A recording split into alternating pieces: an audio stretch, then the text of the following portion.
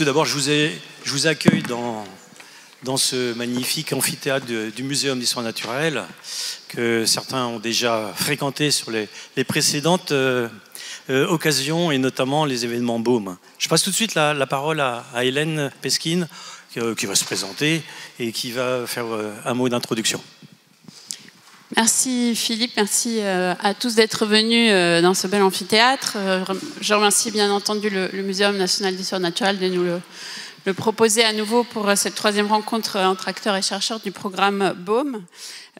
J'en profite pour saluer l'arrivée, il n'a pas pu être parmi nous, mais il s'en est excusé de Gilles Bloch, le nouveau président du Muséum, qui vient de prendre ses fonctions au début du mois de septembre.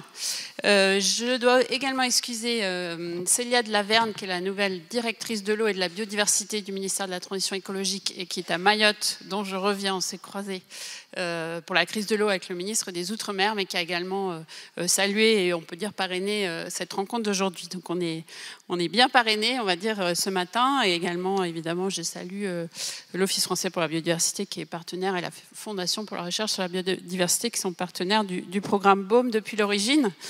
Programme qui donc a démarré en 2019-2020. Vous vous en souvenez pour les plus fidèles d'entre vous, qui a vocation à croiser les savoirs, les connaissances et les travaux d'urbanistes et d'écologues.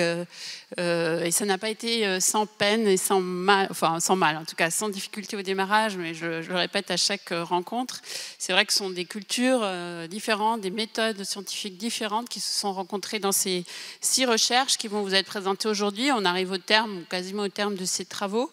Et j'espère en tout cas que ces échanges, cette capacité d'écoute, ce dialogue, cette convergence finalement, y compris au niveau du vocabulaire qui au début posait pas mal de questions entre les deux mondes, va se traduire aujourd'hui, vous le verrez, par des vraies avancées, des enseignements importants à la fois pour le monde des naturalistes, en tout cas pour la science écologique et puis pour la science du vivant, sans rapport évidemment à l'urbain, et puis pour les concepteurs, aménageurs, opérateurs que vous êtes ou que vous représentez.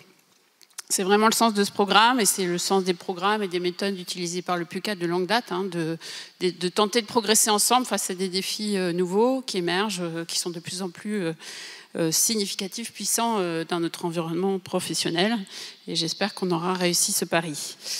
Le croisement de la biodiversité et des mondes urbains, on le découvre pas, bien entendu. Il y a des années maintenant qu'on fait de plus en plus, en tout cas dans les collectivités, de la gestion différenciée des espaces naturels, qu'on intègre l'eau dans l'aménagement, qu'on fait des études d'impact, bien sûr, et puis qu'on a développé et rendu indispensable et disons, inscrite dans la planification urbaine les trames vertes et bleues à très grande échelle. L'objet de ce programme BAUM, ça a été justement de regarder cette question à une échelle plus urbaine, plus du quartier, à la fois dans les usages et la gestion des quartiers. Toutes les collectivités concernées par les terrains ont été associées aux recherches, les services des espaces verts, les services de la voirie, pour également interroger leurs propres pratiques de gestion de ces espaces.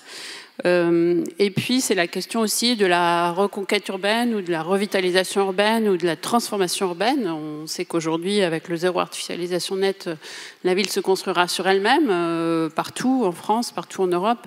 Et donc la question de la réintégration, de l'intégration, de la préservation, de la reconquête d'une vraie biodiversité dans les espaces urbains se pose d'autant plus crûment qu'on a un peu tendance rapidement à considérer que la lutte contre l'artificialisation, c'est la densification.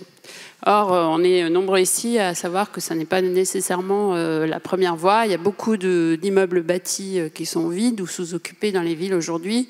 Et donc, c'est parfois même en désartificialisant qu'on leur redonne un usage ou une qualité ou un confort. Et donc, on voit bien que cette question, en tout cas, de remettre de la nature dans la ville jusqu'à approfondir la capacité de cette nature à faire biodiversité, et c'est vraiment l'enjeu de ce programme, devient très crucial et très central même dans les activités aujourd'hui des opérateurs urbains et des politiques publiques urbaines. Et puis, je voulais replacer cette journée dans le contexte politico-administratif dans lequel on est plongé depuis plusieurs mois. Non seulement le zéro artificialisation nette, je viens d'en parler, qui avait quand même initialement comme premier objectif de limiter l'étalement pour préserver la biodiversité des espaces naturels agricoles quand il y a de la biodiversité et forestiers. Mais on a également dans le contexte un travail en cours très intense, vous le savez, sur la planification écologique. Et la notion de carbone dans la ville est en train aussi de faire revenir cette question des sols naturels, des sols stockant du carbone, y compris dans les espaces urbains et pas seulement dans les espaces extra-urbains.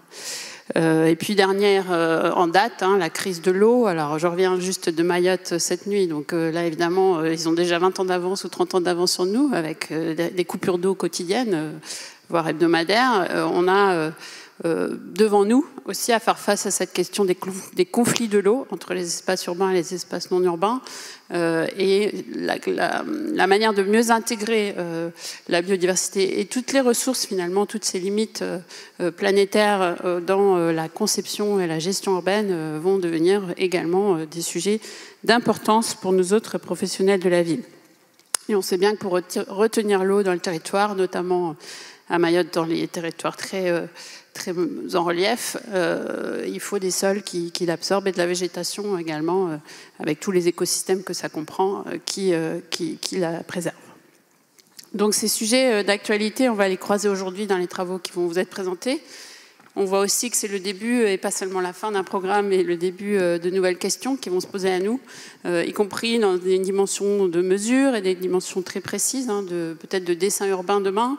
C'est l'objet de la poursuite qu'on a engagée de ce programme BAUM et qui vous sera présenté également aujourd'hui, qui a été confié à François-Marie Martin autour des descripteurs de l'urbain, une manière d'essayer à la fois de faire vivre tout ce qui a été produit dans les 6 recherches BAUM autour de la morphologie urbaine, un sujet qui avait été un peu abandonné ces dernières années par les chercheurs en architecture et en urbanisme, pour lui donner un sens, ou en tout cas une visibilité à cette morphologie urbaine au regard de la qualité des sols. Et c'est bien le sujet du moment, la qualité des sols, les sols vivants dans la ville comme hors la ville. Et donc on aura l'occasion d'évoquer avec François-Marie Martin les contours de cette mission qui démarre. Donc ne lui en veuillez pas, il n'a pas encore de résultats, mais qui est un premier fil tiré à l'issue de ces recherches BAUM. Voilà, merci encore pour votre présence ici au Muséum d'Histoire Naturelle qui nous accueille dans ce très bel amphithéâtre, et puis à tous ceux qui nous écoutent à distance. J'espère que vous nous entendez bien et je vous souhaite à tous une excellente journée.